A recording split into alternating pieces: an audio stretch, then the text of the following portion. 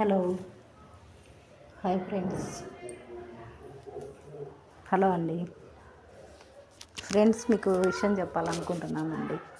అదేంటంటే అండి, భార్య భర్తలు కానీ లవర్స్ కానీ ఎవరైనా సరే అండి, ఒక బంధం నుంచి ఒక బంధం తెగిపోయినప్పుడు, అది అన్ఎక్స్పెక్టెడ్గా జరిగినప్పుడు, వాళ్ళు లేరని మన బాధలో ఉన్నప్పుడు మనం చనిపోవటం కరెక్ట్ కాదండి. మనం కూడా వాళ్ళతో పాటు వెళ్ళిపోవాలనుకోవటం కరెక్ట్ కాదు. ఎందుకంటే మన ప్రాణాన్ని ఇచ్చినవాడు పైన భగవంతుడండి.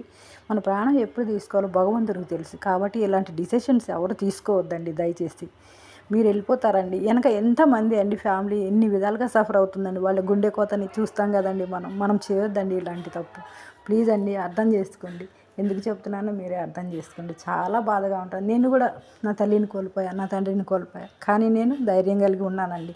మనకి బాధ ఉన్నప్పుడు, సమస్య ఉన్నప్పుడు ఏం చేయాలంటే, ఒక విషయం అండి, ఒక పేపర్ మీద మన బాధని రాసుకుంటే కొంచెం రిలాక్స్ అవుతుందండి. ఎవరికి చెప్పలేమో అనుకున్నప్పుడు, లేదు మీకు సన్నిహితులు ఉన్నారంటే సన్నిహితులతో షేర్ చేసుకోండి. షేర్ చేసుకొని రిలాక్స్ అవ్వండి.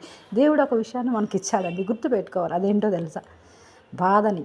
మనిషి చనిపోయినా ఆ మనిషిని గురించి ఎప్పటికీ జ్ఞాపకమే ఉంటుంది, కానీ మరువలేనిది, మరవగలిగేది ఒకటి ఉందండి. దేవుడు అప్పుడప్పుడు మనకు మరుపును కూడా ఇస్తున్నాడండి. ఈ మరుపు అనేది సహజం అండి, దేవుడిచ్చిందేనండి. ఇది కూడా గుర్తొచ్చినప్పుడు జ్ఞాపకం చేసుకుంటాం, సంతోషమే వాళ్ళ విషయం. కానీ మన ప్రాణాన్ని మాత్రం తీసుకోవద్దండి దయచేసి, ప్లీజ్. తర్వాత వెనక ఉన్న వాళ్ళు చాలా సఫర్ అవుతారండి, మనం చూస్తుంటాం. కాబట్టి ఈ పనిని మనం చేయొద్దండి. ప్లీజ్ అర్థం చేసుకోండి.